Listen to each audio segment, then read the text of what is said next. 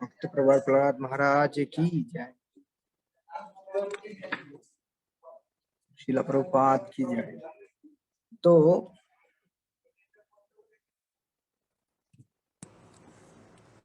जो टॉपिक्स हैं उसके नाम प्रहलाद महाराज की शिक्षा। प्रहलाद महाराज की शिक्षा ये भक्त समाज में बहुत फेमस है।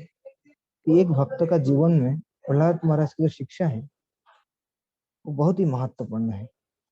इस कारण से हम देखते हैं हमारा इस्कॉन आचार्य शिला प्रभुपाद उन्होंने बहुत जगह में शिला प्रहलाद महाराज की जो शिक्षा है वो उन्होंने कोट किया, उससे उन्होंने समझाने का प्रयास किया। तो हमारा जो जो धर्म के बारे पूर्ण रूप से जानते हैं उनको बोलते हैं महाजन। तो ऐसा हमारा 12 महाजन है। तो ये 12 महाजन कौन कौन है? तो ऐसा श्लोक है उसमें पूर्ण रूप से बताते हैं कि स्वयंभू नारद शंभु कुमार कपिलो मनु प्रहलाद जनक भीष्म बोलिर बया सक्षी वयम। कौन कौन है?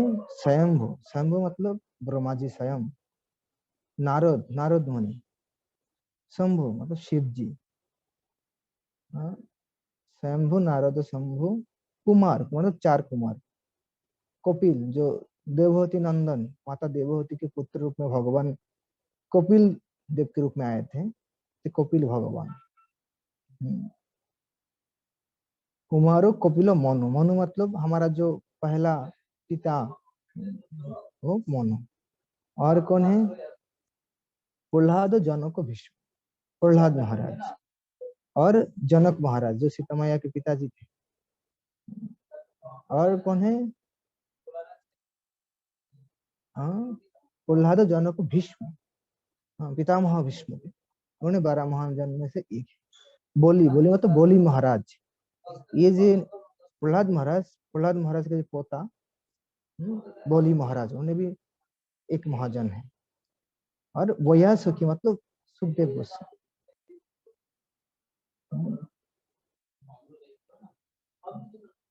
और एवं वयम मतलब स्वयं जमराज।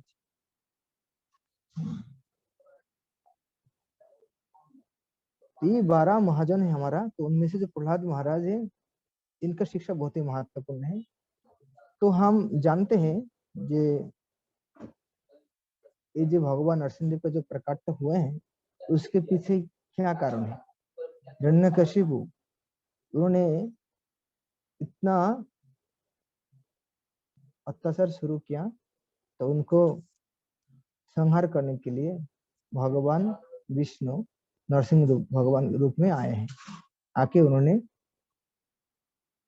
हिरण्यकशिपु को वध किया और संसार में दोबारा धर्म को नहीं लाया। क्योंकि हिरण्यकशिपु का समय उन्हें सारी जो भगवान के नियम है, शास्त्र का जो नियम है उसको उन्हें परिवर्तन कर दे, उल्टा कर दे। तो अब हमको देखना चाहिए जो प्रहलाद महाराज को जो लाइफ है उसके बारे में थोड़ा सा हमको जानना चाहिए। हम जानते हैं जब हिरण्यकशिपु जब उन्हें अमर वर प्राप्त करने के लिए उन्होंने मंदर पर्वत में गए थे, तब उनकी पत्नी कयादु उनको सारे देवता लोग कैद करके स्वर्ग में लेके जा रहे थे। क्यों? क्योंकि कयादु के जो गर्भ में एक संतान है, एक पुत्र संतान है। देवता लोग सोच रहे थे कि ये जो पुत्र संतान होगा ये जरूर असुर का पुत्र असुरी बनेगा और ये ज्यादा बड़ा असुर बनेगा, इसलिए जन्म के बाद इनको हम मार डालेंगे। लेकिन तब नारद मुनि ने आके सारी देवता लोगों को उन्हें रोका और बोलते थे तुम लोग ऐसा नहीं कर सकते हो, क्योंकि इनका गर्भ में जो है वो कोई असुर नहीं है, वो भगवान की महान भक्त है। तो नारद मुनि को बात सुनते हुए सारी देवता लोग उनको प्रणाम करके चले गए। अरे कह दो ये नारद मुनि का आश्रय में, उनके आश्रम में उन्हें रह रहे थे। उसी समय नारद मुनि हमेशा भगवान के बारे में चर्चा करते हैं। तो ये प्रहलाद महाराज उनकी माता के गर्भ में जब थे तो भी वो माता का कान से नारद मुनि से उन्हें सारी जो शिक्षा उन्हें प्राप्त किया। और माता कह दो उनकी एक इच्छा थी कि जब उनकी पतिदेव हिरण्यकशिपु आएंगे वापस लौट के तपस्या से, तो भी उन्हें इस संतान को प्रसव करेंगे। तो नारद मुनि ठीक है, इसको स्वीकार कर लिया। जब हिरण्यकशिपु आया तब नारद मुनि उनका जो रानी कैदु उनको उन्हें हिरण्यकशिपु को लौटा दिया। और प्रहलाद महाराज को उस समय उनको संबाद मिला कि प्रहलाद महाराज का जन्म हो। तब हिरण्यकशिपु आया, प्रहलाद महाराज को दर्शन किया, उनका नाम रखा प्रहलाद, और उन्होंने उनको राज्य में लेके गए, राजभवन में। तो स्वाभाविक रूप में क्या होते हैं, राजपुत्र हो और तो उनको क्या करना चाहिए, शिक्षा चाहिए, कि आगे जाके वो पूरा साम्राज्य को वो शासन करेगा। इसलिए उनको सारी शिक्षा चाहिए, धर्म अर्थ काम मोक्ष सब किसी के बारे, राजनीति अर्थनीति सब किसी के बारे में उनका ज्ञान चाहिए। इसलिए उनको कहाँ भेजना चाहिए, गुरुकुल में। तो असुर का गुरु कौन है, शुक्राचार्य। तो शुक्राचार्य का दो पुत्र थे, षंड और अमर। ये षंड और अमर के ऊपर प्रहलाद महाराज को शिक्षा देने का जिम्मेदारी मिला। तो खुशी खुशी उन्हें लेके गया और उनको शिक्षा दिया, बचपन से शिक्षा देना चालू। तो जब बीच बीच में वो बहुत घर का राजभवन का नजदीक में ही थे, तब हिरण्यकशिपु ने एक दिन बुलाया कि मेरा जो पुत्र है, छोटे पुत्र प्रहलाद महाराज, उन्होंने क्या शिक्षा ग्रहण किया, उनको लेकर आओ, हम उनका मुख से सुनेंगे। तब प्रहलाद महाराज का उम्र था केवल 5 साल। याद रखना, जब 5 साल उम्र में प्रहलाद महाराज आगे क्या करने वाला। तो प्रहलाद महाराज को जब लेके आया तो स्वाभाविक रूप में पिता क्या करते हैं, जब पिता देखा का पुत्र प्रहलाद महाराज हिरण्यकशिपु का पैर छू के नतमस्तक होकर प्रणाम कर रहा है, तब हिरण्यकशिपु एकदम प्रेम से गदगद होके झुक के उनको उठाया और उनको गले में लगाया, आलिंगन किया। तब उनसे पूछा प्रेम, तुम गुरुकुल में जो शिक्षा ग्रहण किया, तो उससे तुमको जो सर्वश्रेष्ठ शिक्षा मिला है वो अब तुम बताओ। अब एक बार सोच के देखिए, 5 साल की एक बच्चा है और उनका पिता हिरण्यकशिपु, जिनका सबसे प्रधान शत्रु होते हैं विष्णु। तो अभी 5 साल की पुत्र, उनके पिता के जो प्रश्न है कि तुमने जो शिक्षा प्राप्त किया उससे श्रेष्ठ जो तुमको लगते है वो बताओ। तो प्रहलाद महाराज फर्स्ट पहला श्रीमद् भागवतम में प्रहलाद महाराज ये शिक्षा श्लोक बोल रहा है। कौन सा श्लोक, बहुत ही ये फेमस श्लोक, तच्छादुमन्ये आयुर्वैरदहीनम सदा समुद्विग्नो धियाम अशोते गृह्यात् हितात्मपातं गृहमन्धकूपं वनं गतो यत् हरिं आश्रयेत्। तुमने बताया तत्साधुमन्ये आयुर्वैरदहीनां सदा समुद्विग्न धियाम अशोते गृह्यात् हितात्मपातं गृहमन्धकूपम।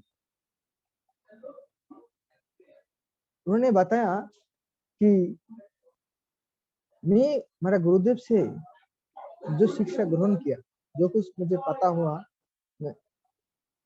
वो क्या है, वो है ये जिन लोगों ने उनका ये अनित्य शरीर को केंद्र करके गृहस्थ जीवन को अपनाते हैं, तो उन लोगों की स्थिति क्या होते हैं, वो जल शून्य मतलब पानी शून्य अंध कुएं में केवल दुख को भोग करते रहते हैं और इस प्रकार वो हमेशा उद्वेग प्राप्त होते हैं। तो उनको क्या करना चाहिए? तो ऐसे मनुष्य को कर्तव्य की ऐसी स्थिति परित्याग करके वन में जाना चाहिए। उस विशेष करके खास करके वृंदावन जैसा वन में जाके कृष्ण भवानामृत का जो पंथा इसको अनुसरण करके भगवान श्री कृष्ण की श्रीपाद पद में आश्रय ग्रहण करना चाहिए। तो सोच के देखिए,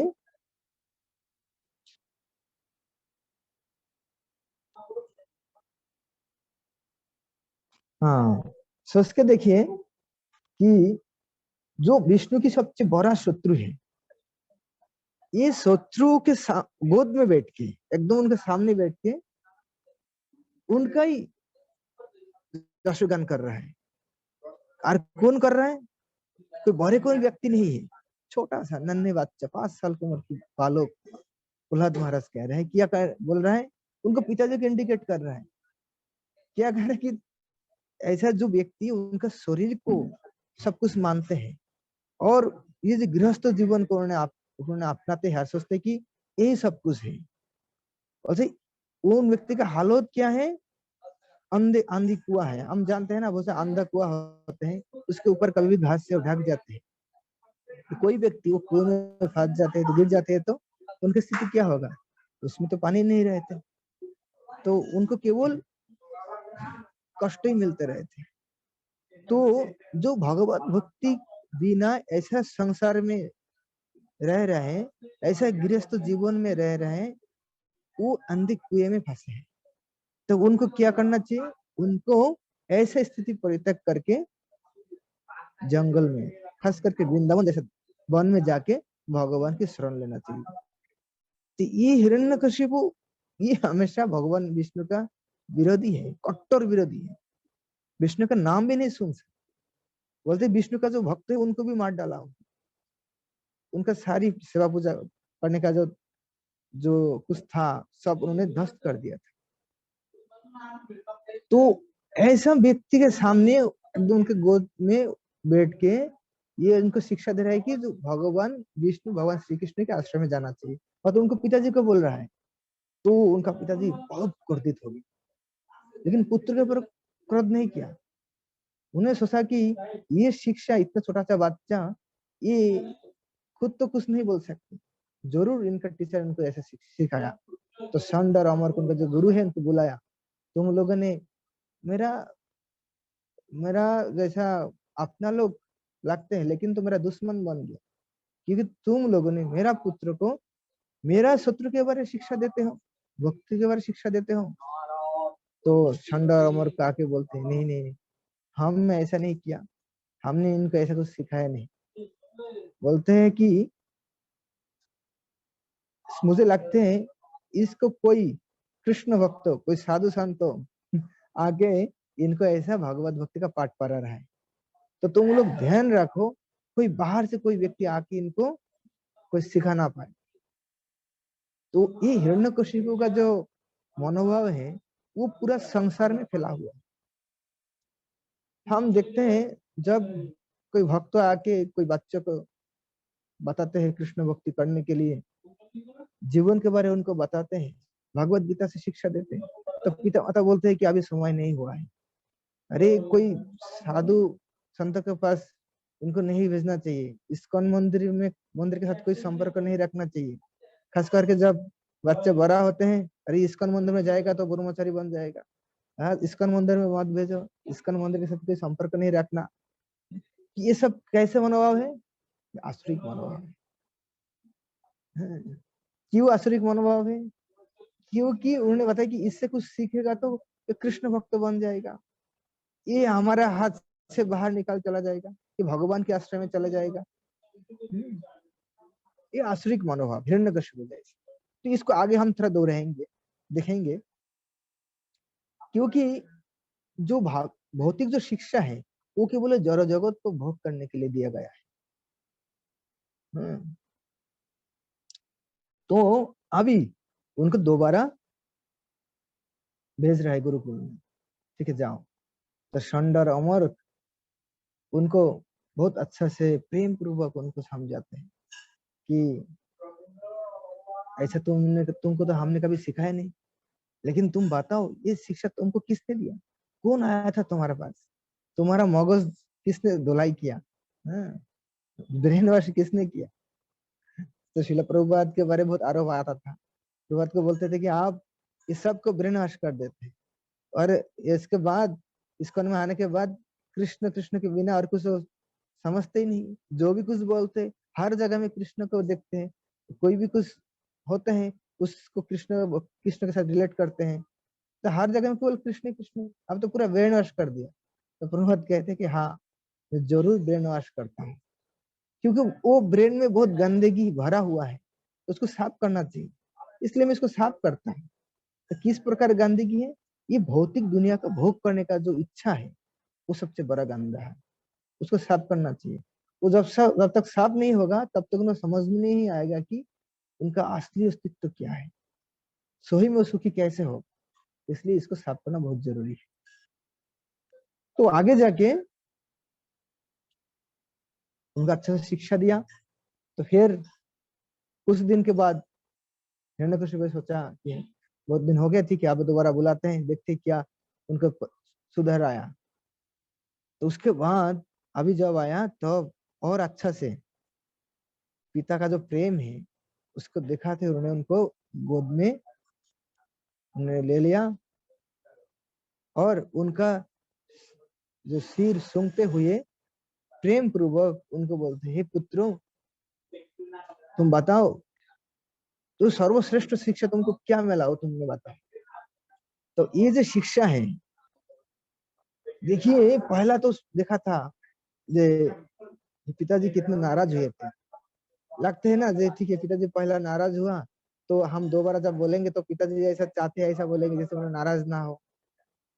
लेकिन प्रहलाद महाराज ऐसा नहीं किया। प्रहलाद महाराज ने क्या कहा, उसके बोलने के पहले हम थोड़ा सोच सकते। भक्ति में जब किसी ने आते हैं तो उन्हें किस प्रकार होते हैं? वो निडर हो जाते हैं, वो शोक शून्य हो जाते हैं, उनका कोई डर नहीं रहता, उनका कोई शोक नहीं रहता, वो हमेशा आनंद में रहते हैं। ऐसा मनोभाव, ऐसा जब अनुभव हमको नहीं होगा तो मान लेना चाहिए कि हम सही में अभी तक हमको भगवत भक्ति मिला नहीं, वो दिव्य ज्ञान मिला नहीं।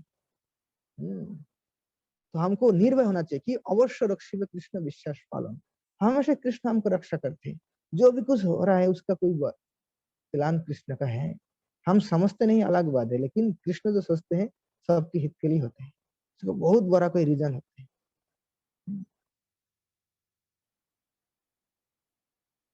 जैसा बच्चे लोग जब बहुत जब टीवी देखते हैं तो पिता माता उनको बहुत डांटते हैं, और उसी समय हमको लगता है कि बच्चे लोग को लगता है अरे मैं तो खराब कुछ नहीं कर रहा, मैं तो केवल टीवी देख रहा हूँ, मेरा तो पढ़ाई भी हो चुके हैं, मैं सब कुछ कर लिया, फिर भी अभी जो फ्री समय है इस समय मैं टीवी देख रहा हूँ तो क्या समस्या है? उनको समझ में नहीं आते।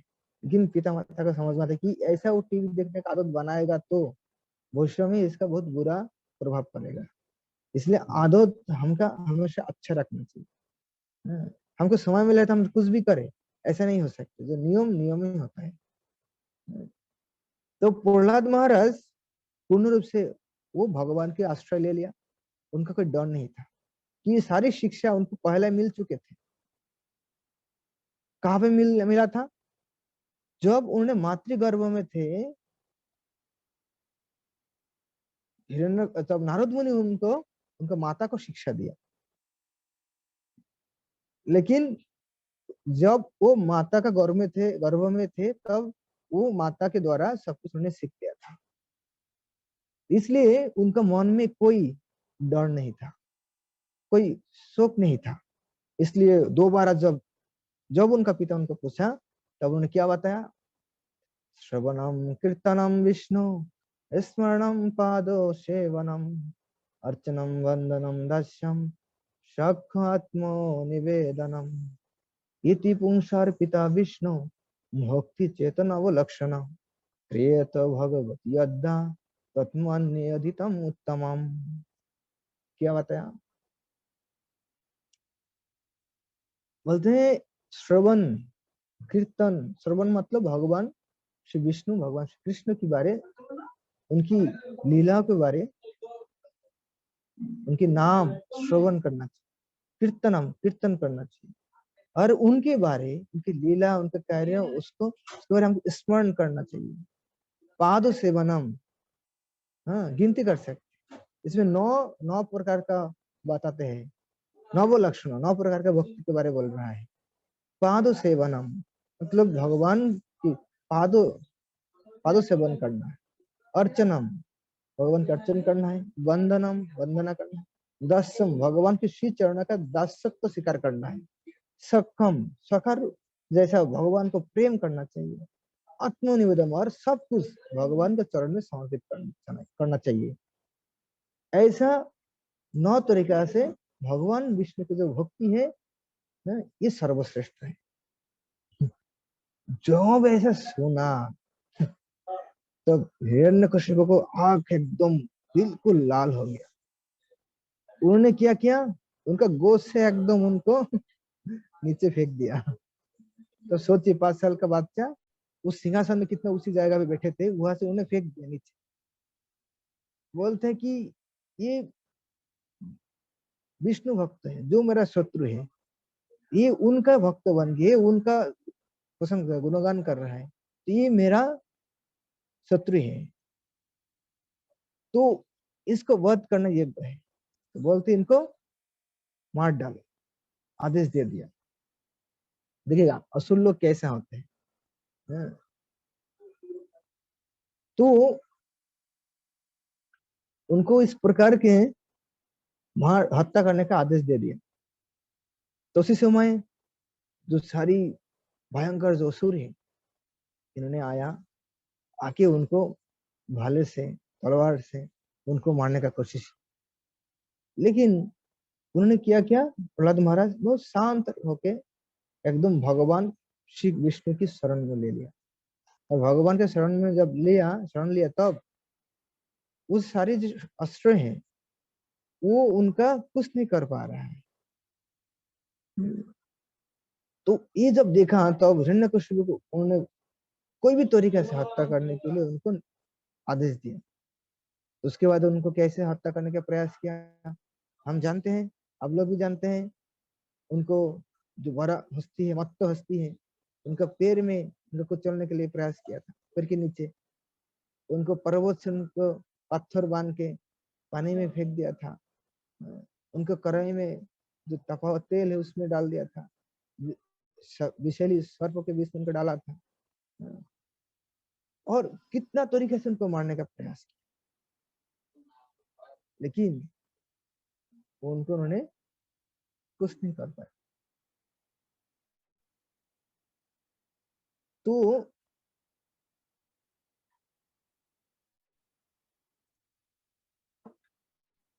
ऐसा जब उनके साथ हुआ, तो अब वो एकदम विचलित हो गया जे हम क्या करें, ये तो अमर हो गया, क्योंकि इनको हम कितना भी प्रयास कर रहे हैं, इनका हम कुछ नहीं कर पा रहा है। तो हिरण्यकशिपु के मन में डर आया था कि शायद इनके साथ हम ऐसा कुछ कर रहे हैं, इससे हमारा भी मृत्यु हो सकती, ये कोई कारण बन सकते, क्योंकि हिरण्यकशिपु का केवल आंख आंख माने दृष्टिपात करने से, आंखों देखने से, तीसरी आंखों से देखने से सारी देवता लोग सब कुछ करने के लिए तैयार हो जाते थे। लेकिन इतना छोटा सा बच्चा है, ये डरते ही नहीं, बिल्कुल कोई डर नहीं है, कोई शौक नहीं है। ये कैसा हो सकती, इतना शक्ति कहाँ से आते है। तो ऐसा प्रहलाद महाराज के बारे वो सोच सोच के बहुत हालत खराब हो गया। तो बाद में हम देखते हैं ये हिरण्यकशिपु ने जितना उन्होंने तपस्या किया था, जितना उनको पुण्य मिला था, शक्ति मिला था, ये महान भगवत भक्त के ऊपर अत्याचार करने से सारी शक्ति उनसे चला गया, वैष्णव अपराध के कारण। तो आगे भगवान निष्णुदेव आके उन्होंने उनको हत्या की। ये प्रहलाद महाराज के बारे युधिष्ठिर महाराज नारद मुनि को पूछते हैं जी, ये प्रहलाद महाराज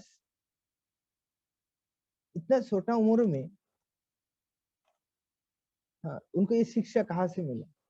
तो इसका वर्णन करते हैं नारद मुनि, कहते हैं कि ये प्रश्न एक्चुअली जो उनका जो उन्होंने उनको जब गुरुकुल में भेजा था, तो उनका जो मित्र थे, असुर पुत्र थे, इन लोगों ने पूछ रहे थे कि ये प्रहलाद कि तुमने हमारे जैसा है, ये राज गुरुकुल में रहते हो नहीं तो राजमहल में रहते हो, बाहर तो जाने का कोई मौका ही नहीं मिलता, तो इतना सारे दिव्य ज्ञान, ये शिक्षा तुमको कहाँ से मिला?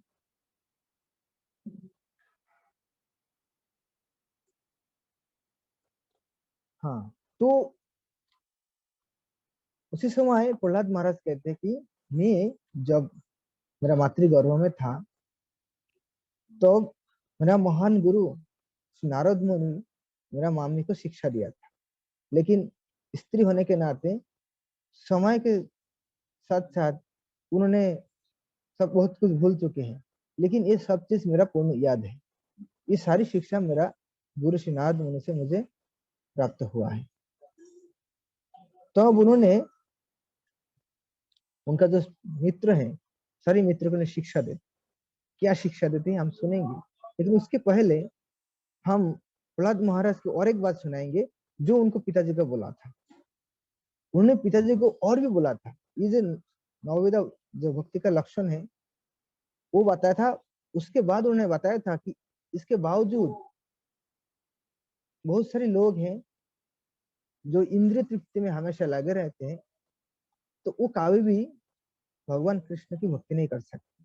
तो प्रहलाद महाराज ने क्या कहा था? प्रहलाद महाराज ने कहा था कि मतेरण कृष्णे परतो सतवा मिथो अभिपद्येत गृहव्रता नाम अदांत गभीर विशतम तमिश्रम पुनः पुनश्चर्वित चर्वना नाम। उन पिता को कटाक्ष करके उन्हें ये बोला था कि इसमें बोलते हैं कि जिन्होंने पूर्ण रूप से इंद्रियों भोग में युक्त है, तो वो क्या करते हैं, वो जो नारकीय स्थिति में वो चले जाते हैं और हमेशा ही एक ही चीज को बार बार वो भोग करते रहते हैं, हमेशा ही दुख भोग करते रहते हैं। और इस प्रकार के व्यक्ति जो पूर्ण रूप से इंद्रियों का वश में है, तो वो ना तो खुद का इच्छा से कभी भगवान कृष्ण की भक्त बन सकते, ना गुरु की इच्छा से, ना कोई भक्तों की कृपा से वो भगवान की भक्ति कर सकते, और ना तो खुद का और गुरु की भक्तों दोनों का प्रयास से भी वो कभी भगवान को भक्ति नहीं कर सकते। इसका एक ही कारण क्या है, जो गृह में प्रवेश करते और पूर्ण रूप से गृहमधी बन जाते हैं, मतलब केवल इंद्र तृप्ति में जीवन को पूरा उत्सर्ग कर देते हैं, ऐसा व्यक्ति कभी भी कृष्ण भक्ति नहीं कर सकता कोई भी तरीका से। इसीलिए इससे प्रहलाद महाराज एक बहुत ही एक शिक्षा देते हैं कि हमको कृष्ण भक्त बनना है, तो जीवन को सफल बनाना है, तो हमको क्या करना चाहिए, हमारा जो इंद्रिय तृप्ति है, खास करके दो इंद्रिया है, एक जिह्वा और एक जननांग, ये दोनों को बिल्कुल कंट्रोल नियंत्रण में लाना चाहिए। तो इस प्रकार जब हम इंद्रियों को हमारे नियंत्रण में ला पाएंगे, तो भी केवल हम भगवान कृष्ण की भक्ति कर सकते। प्रहलाद महाराज की जो शिक्षा है थोड़ा सा कड़क है, लेकिन समझने का प्रयत्न करना चाहिए, क्योंकि भक्ति में हमको आगे बढ़ना है। तो प्रहलाद महाराज आगे उनका जो मित्र है, असुर पुत्र है, जिन्होंने उनके साथ पढ़ाई करने के लिए आया था, उनको फर्स्ट जो शिक्षा दिया वो क्या शिक्षा था? भागवतम 7वें स्कंद का 6 अध्याय का पहला श्लोक, कौमार आचरित प्राज्ञो धर्मन भागवता दुर्लभम मानुषम जन्म तत्अपि अधूर्वम अर्थदाम। क्या कहा उन्होंने? बोलते हैं ये जो बाद में वो गृहस्थ बन जाते, पहला जो उनको शिक्षा दिया पिता जो बताया था, जो पूरा गृह में भी बन जाते हैं, पूरा इंद्र तृप्ति में वो लगे रहते हैं, ऐसे स्थिति में हमको जाने के पहले ही हमको तैयार होना चाहिए वो तैयारी कब से शुरू होते हैं? कौमार से, बचपन से शुरुआत होते हैं। क्योंकि जो मिट्टी है, मिट्टी जब नरम रहते हैं तो उसको जैसे चाहे ऐसे हम उसको आकार दे सकते, बना सकते हैं। आप गोल बनाओ गोल हो जाए, लंबा बनाओ लंबा हो जाओ, लंबा हो जाए, स्टार बनाओगे तो स्टार हो जाए, जैसे चाहे बनाओगे तो ऐसे ही होगा। लेकिन वो जब कड़क हो जाएगा उसको हम ऐसा नहीं बना सकते, इतना सरलता से नहीं बना सकते, बहुत कठिन है। इसलिए उन्हें पहला शिक्षा क्या दिया? कौमारो आचरित प्राण। बचपन से हमको आचरण करना चाहिए। क्या आचरण अनुशीलन करना चाहिए? धर्मन भागवतानी हो, जो भागवत धर्म है। कोई धर्म नहीं बताया उन्होंने, क्या बताया स्पष्ट? भागवत धर्म को हमको अनुशीलन करना चाहिए। क्योंकि ये जो मनुष्य जीवन है ये दुर्लभ है। हम्म, और इसका कोई निश्चयता नहीं है। हमको बहुत कष्टों से ये मनुष्य जीवन मिला है, लेकिन कब तक रहेगा उसका कोई श्योरिटी नहीं है। हाँ, जैसे बच्चा जन्म का हमको कुछ समय मिलते हैं कि 10 महीने के बाद ये बच्चा का जन्म होगा, लेकिन मृत्यु कब होगा कोई टाइम नहीं है। इसीलिए ये मनुष्य जीवन माने बहुत ही अदुर्बम, माने अभी है, थोड़ा समय के बाद खत्म भी हो सकते हैं। लेकिन ये मनुष्य जीवन बहुत ही अर्थपूर्ण है। क्योंकि एकमात्र, केवल और केवल एकमात्र मनुष्य जीवन में ही हम कृष्ण भक्ति को लाभ कर सकते हैं। और कृष्ण भक्ति का अनुशीलन करके हम जन्म मृत्यु जरा व्याधि ये त्रिताप क्लेश से हम पूर्ण रूप से मुक्त होके नित्य आनंद का आलय भगवत धाम भगवान के पास हम जा सकते। इसके अलावा दूसरा कोई साधन नहीं है। इसलिए मनुष्य जीवन बहुत ही दुर्लभ। इसलिए सबको सावधान कर रहा है, सबको बोल रहा है प्रहलाद महाराज कि बचपन से सब लोग भक्ति करो, बचपन से। बाद में हम करेंगे, बाद में क्या करेंगे पता नहीं। प्रहलाद महाराज ने एक और एक शिक्षा में बोलते हैं, वो क्या शिक्षा है? बोलते हैं जे हम बचपन में खेल कूद में कौमार कौशल में खेल कूद में हमने हमारा 20 साल पढ़ाई लिखाई खेल कूद में हमारे 20 साल हम गवा देते हैं, और हमको 100 साल मिलते हैं। और बुढ़ापा में 80 से 100, वो 20 साल हमको बहुत टेंशन होते हैं। हम्म, क्या टेंशन है?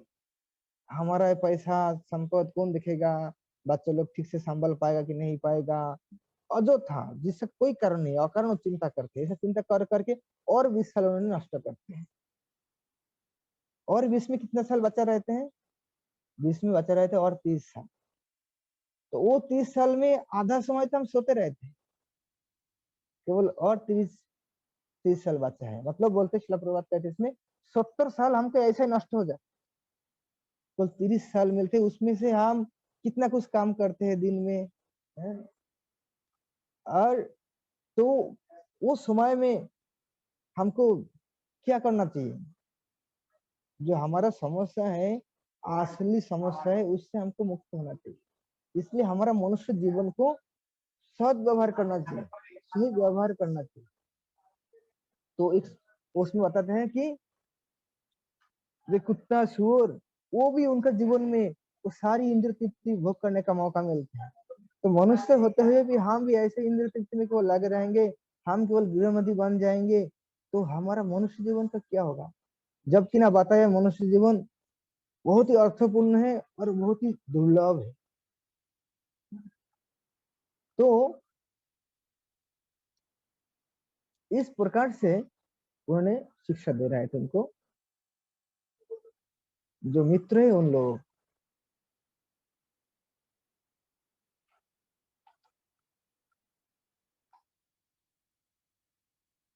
हम्म, और उसके बाद प्रहलाद महाराज ने उनको जो मित्र हैं उनको और एक बहुत महत्वपूर्ण शिक्षा दिया। वो क्या शिक्षा था?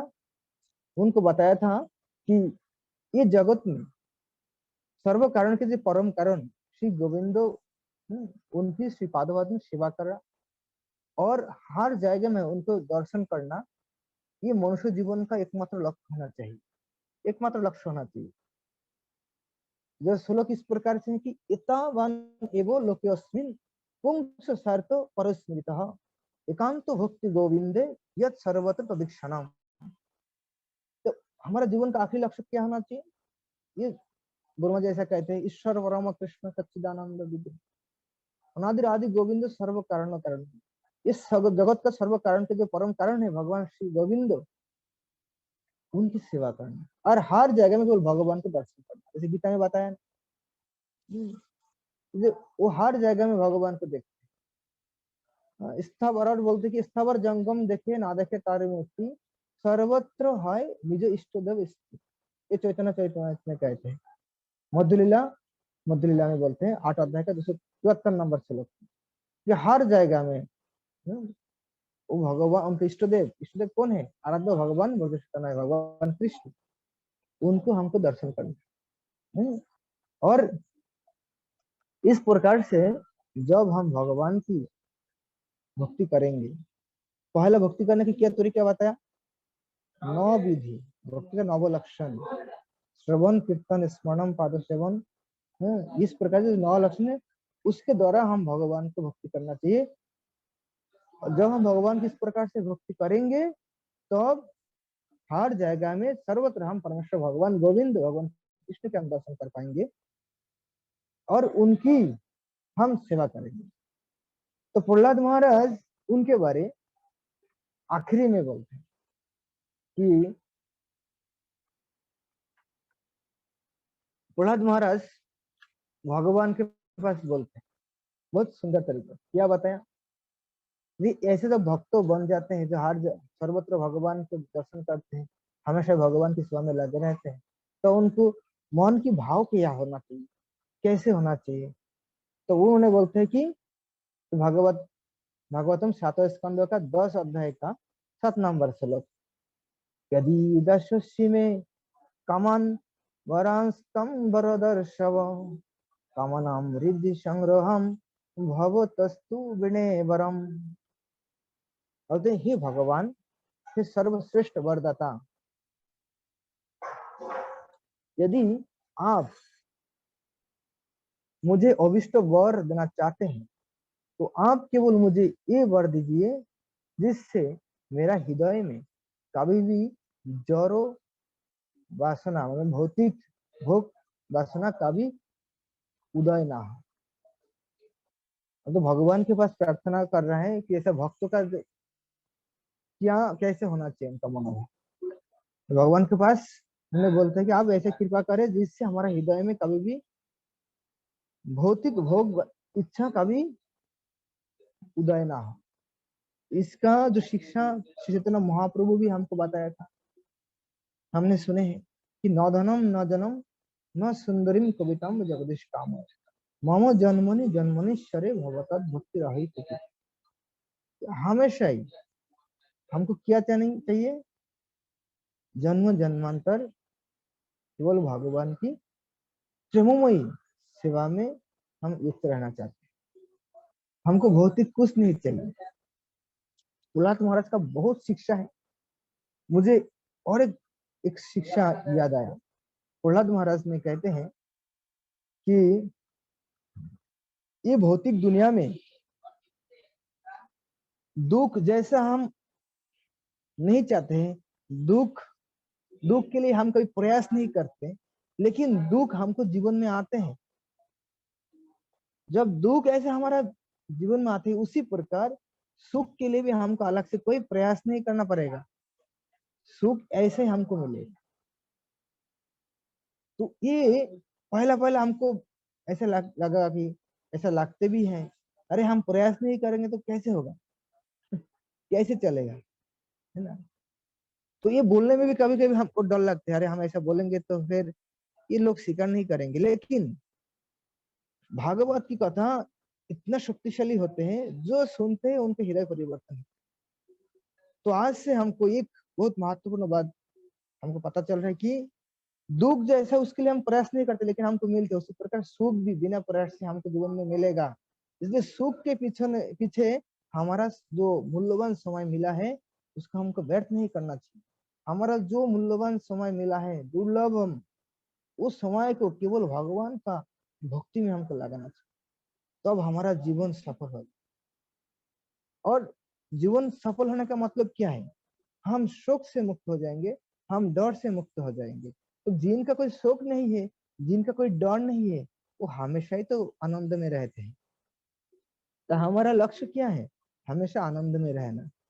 तो हमेशा आनंद में रहेंगे कैसे? भगवान की सेवा करेंगे, सेवा करके। तो सेवा ये जगत में हो सकते हैं, कि भगवत धाम गोलोक वृंदावन में हो सकते हैं, कि वैकुंठ में हो सकते हैं, कोई भी जगह में हो सकते हैं। इसलिए भक्त वो कोई भी जगह में रहे, उससे कोई फर्क नहीं पड़ता, उसकी कोई परवाह नहीं करते, क्योंकि उस शोक और भय से पूर्ण मुक्त है, और भगवान की दिव्य प्रेममय सेवा में हमेशा ये युक्त है। इसलिए वो हमेशा आनंद में है। तो हमारा जीवन में क्या चाहिए? खुशी चाहिए, आनंद चाहिए। तो खुशी और आनंद इस प्रकार से हमको प्राप्त है। प्रहलाद महाराज ने कहते हैं कि जब हम सुख के लिए प्रयास करते हैं और दुख को मिटाना चाहते हैं, तो भी हमारा जीवन में मुसीबत सृष्टि होते हैं। इसलिए इसके लिए हमको कभी सोचना ही नहीं है, केवल एक चीज सोचना चाहिए, एक चीज के लिए हमको प्लान करना चाहिए, कैसे हमको कृष्ण भक्ति मिले, कैसे हम कृष्ण भक्ति करें। अनुकूल कृष्णानुशीलनम, अनुकूल भाव से कैसे हम कृष्ण भक्ति। तो हम प्रश्न आ सकते हैं हमारा मन में कि तो ऐसा करेंगे तो दुनिया कैसे चलेगा? तो आप सोच के देखिए कि पूरा दुनिया में जो 84 लाख जीव दुनिया है, उसमें कितना लाख मनुष्य है? 4 लाख। ओनली केवल 4 लाख मनुष्य दुनिया है, और पूरा 80 लाख पेड़ पौधा, कीड़ा मकोड़ा, जलज स्थलज, कोई भी अलग अलग सारी जीव दुनिया है 80 लाख।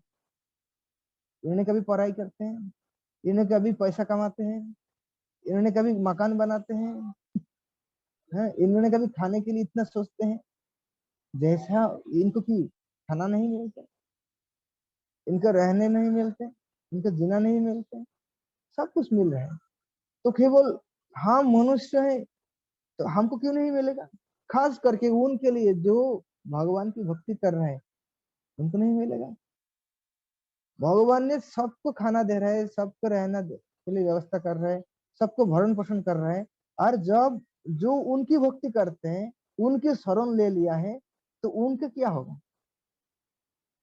उनको तो स्पेशल हमेशा बोनस गिफ्ट मिलते रहे। इसीलिए कृष्ण भक्ति केवल हमारा मनुष्य जीवन का एकमात्र लक्ष्य है, और इसका शुरुआत होते है हमारा बचपन से। इसलिए बचपन से हमको कृष्ण भक्ति का अनुशीलन करना चाहिए, क्योंकि बचपन का जो शिक्षा है वो जिंदगी भर हमको साथ देती है। तो हम प्रहलाद महाराज से, भगवान नरसिंह देव से ये प्रार्थना करते हैं कि हे प्रहलाद महाराज, जैसे भगवान के श्री चरणों में आपका अटूट हाँ, भक्ति मिला है, इतना शक्तिशाली भक्ति मिला है, जिससे आप पूर्ण शोक से भय से मुक्त हो गया है, इसी हमको भी कृपा करें, हमारा भी भगवान के श्री चरणों में ऐसा भक्ति प्राप्त हो। प्रहलाद महाराज की जय। भगवान नरसिंह देव की जय। श्रील प्रभुपाद की जय। तो सबको बहुत बहुत धन्यवाद। अभी किसी का कोई क्वेश्चन है तो आप लोग पूछ सकते हैं, हमारे पास कुछ ही समय बचा है।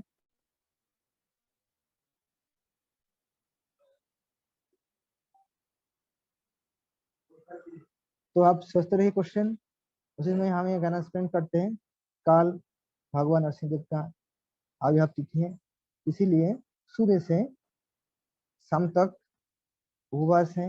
उपवास है, उपवास मतलब निर्जला ही करना चाहिए।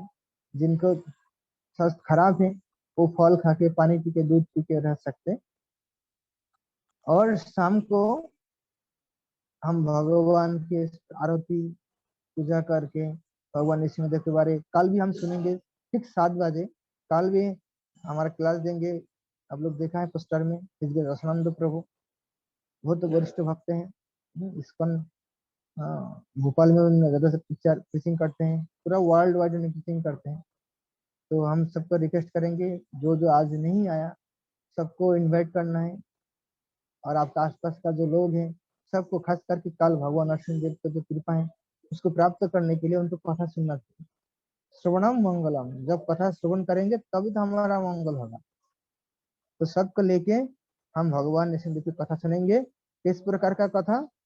जो भगवान के पास हमको कैसे प्रार्थना करना चाहिए। हम तो मंदिर में जाते हैं, हम घर पे भी भगवान की सेवा पूजा करते हैं, भगवान के पास बहुत प्रार्थना करते हैं, लेकिन प्रार्थना कैसे करनी चाहिए वो प्रहलाद महाराज हमको सिखाते, क्योंकि वो महाजन है। ऐसे महाजन से हमको सीखना चाहिए।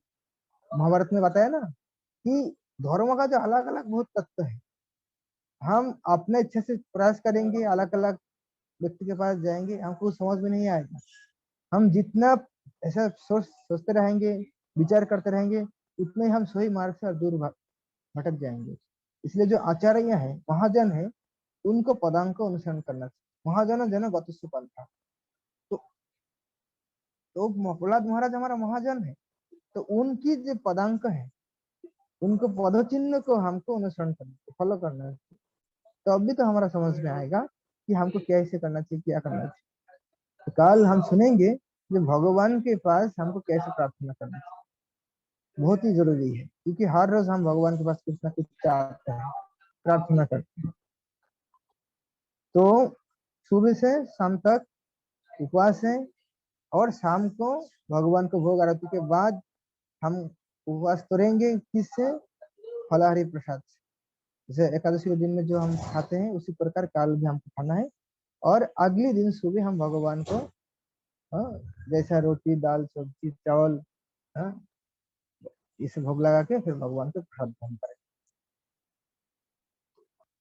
ठीक है, तो किसी का कोई अभी क्वेश्चन है?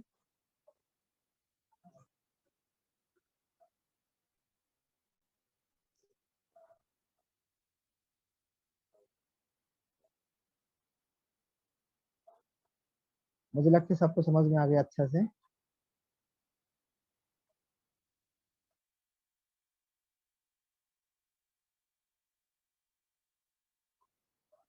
हरे कृष्णा।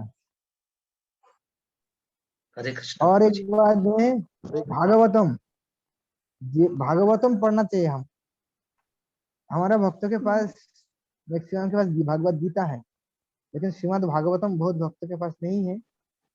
तो हम बोलेंगे जब तक हम भागवत नहीं पढ़ेंगे पर्सनली, तब तक भक्ति जीवन क्या है वो हमको समझ में नहीं आएगा। इसलिए श्रीअली प्रभा जैसे लिखा है, ऐसा शुरू से हमको भागवत पढ़ना चाहिए। ऐसा बहुत सारी कथा है जो हम आपको सीधा नहीं बोल सकते, लेकिन आप जब स्वयं भागवत पढ़ेंगे तब आप समझ जाएंगे कि अरे ऐसा भी बात है। इसलिए भागवत पढ़ना चाहिए। ओके, हरे कृष्णा।